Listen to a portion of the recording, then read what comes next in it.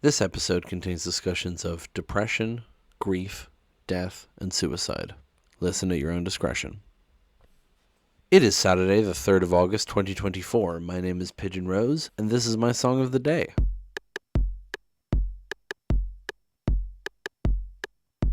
Remember way back at the start of this podcast, I talked about Prologue and Kettering from the Antlers album Hospice. I said in that episode that I would likely be covering most, if not all, of the album. I realized recently that I hadn't done any more of the songs on the album, and there's plenty of songs on the album that I want to cover. So I'm doing that today. I'm talking about Sylvia. This is the third track on Hospice because I'm doing them in order. And I would argue probably the most known from this album. Bear is kind of popular for some reason in 2, which is how I discovered them, but I feel like Sylvia is the known one. This is an interesting one for a few reasons that will be obvious when we actually listen to it and talk about it. I don't know if I have much to say before we listen. I'll just remind you of the premise. The album is a concept album about a hospice worker falling in love with a terminal patient who then abuses him, and the album kind of chronicles their relationship and how he recovers after her death. And it's seen as a metaphor for abusive relationships in and of themselves and how it can feel to be dependent on someone and to have someone making you dependent on them and things like this.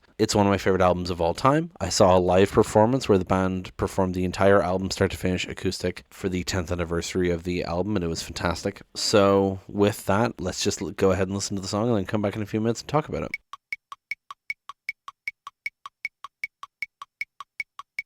I feel like this album, I've talked a lot about the dynamic contrast between the louder parts and the quieter parts. This album is full of ambient sounds, whether it's synthesizers or it's like sound effects to make it sound like you're in a hospital. There's a lot of beeping machines and heartbeats and stuff. And this song kind of catches you off guard with it, I feel, because, the album starts off with the pulsing, the wah thing in Prologue, and then Kettering starts off with the piano, and then that builds up into a big rock thing. And so then Sylvia hits you right away with this rock feel, and then at the end goes down real quiet with just the vocal and the acoustic. And so it really builds you up, and then it's gets real close to your ear and starts whispering fucked up things to you, That's how it feels, to me at least. So, let's talk about what it means. Well, this immediately continues the story. In Kettering, he's talking in retrospect about how he should have listened to the doctors when they warned him that she was trouble, that she was a hurricane thunderclap and there was no saving her. Then we jump ahead to a bit into their relationship, and he is subservient. He's self-effacing. He's self-flagellating, really. The whole time she's getting angry at him and violent towards him and expressing suicidal thoughts, and he's trying to appease her in any way he can, saying that he prefers her to be violent towards him than towards herself. And it's very sad very quickly. So we'll read the start here. Please, curtains in, start us off, you swing first. Sorry, I don't know what I said, but you're crying now again, and that only makes it worse. Let me do my job.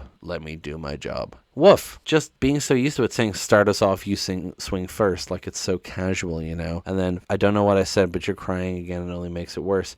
Knowing the patterns, knowing when she gets upset, even if he doesn't understand it. And then just the insistent to let me do my job is such a sad, underrated moment of this, because he's supposed to be a hospice worker. He's supposed to be helping her pass comfortably, and she's screaming and shouting and violent. Ugh. So we get to the chorus then. Sylvia, get your head out of the oven.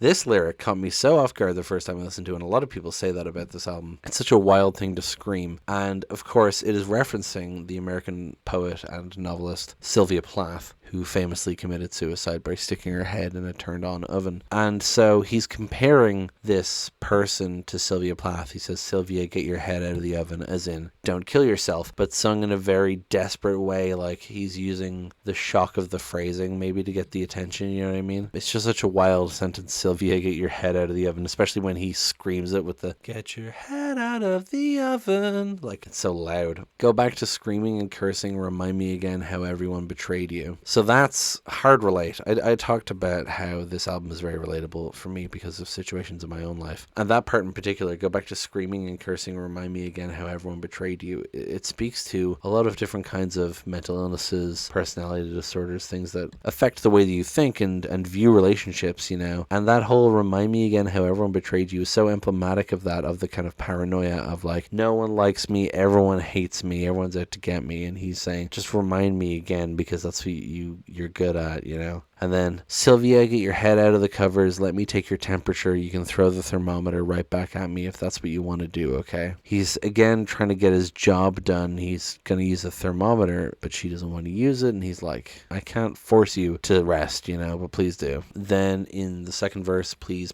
calm down. Steady out. I'm terrified. Sorry, I want us to ally, but you swing on little knives. They're only sharp on one side. Let me do my job. Let me do my job. So again, you know, the first verse, he's like humoring her in a way. And now in this verse, he's saying, please calm down. I'm terrified. You know, quite a contrast to the opening, not hiding it as much anymore. Also, I want us to ally, but you swing on little knives. Like, I want us to be friends, but you are a pointy person. You're a porcupine of a person. And then the chorus again, which we've already heard. And then the outro, when it switches to the acoustic feel. Sylvia, can't you see what you're doing? Can't you see I'm scared to speak and I hate my voice because it only makes you angry? Sylvia, I only talk when you are sleeping. It's when I tell you everything, and I imagine that somehow you're going to hear me.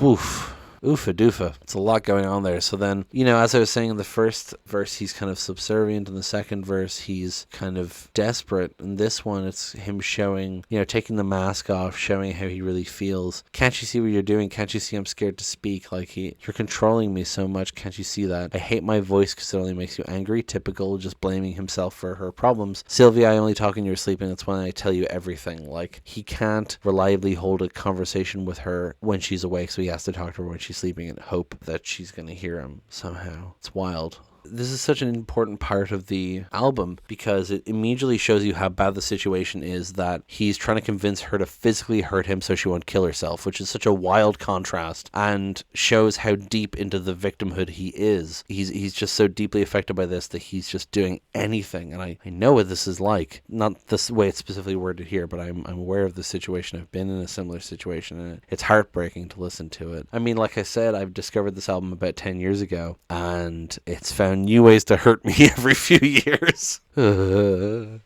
Musically, I love as well how you got the standard rock sort of feel to it, but you've also got trumpets at the end. Well, before the quiet part with the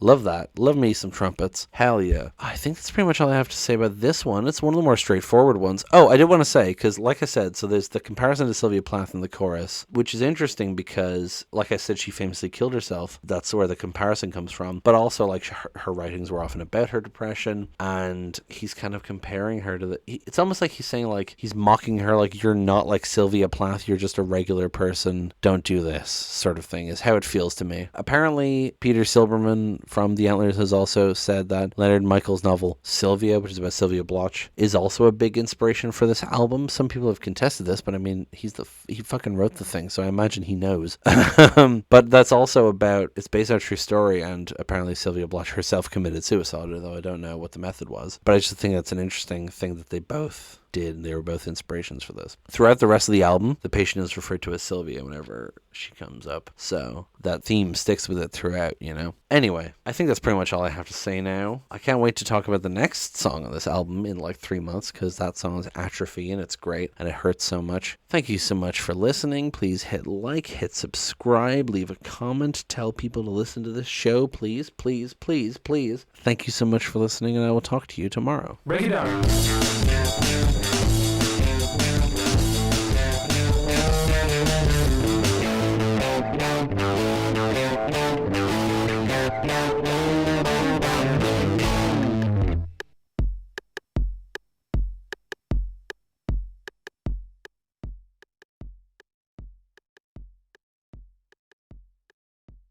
I mean, I've talked a lot about the dynamic contrast between I'm just falling asleep in the recording now.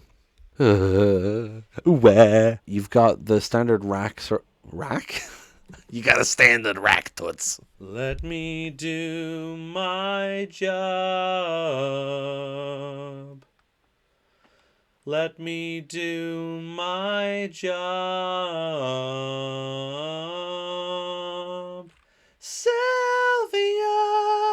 get your head out of the oven. Go back to screaming and cursing. Remind me again now. Everyone betrayed you.